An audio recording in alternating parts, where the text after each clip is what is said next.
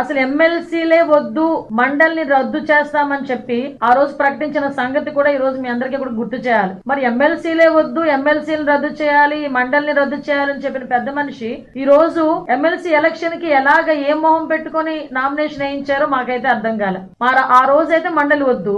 ఆ రోజు మండలి ఎందుకు వద్దు? ఆ రోజు మండలిలోని మా తాలూకా టీడీపీ తాలూకా బలం ఎక్కువగా ఉంది కాబట్టి ఆ రోజు మండలి వద్దు.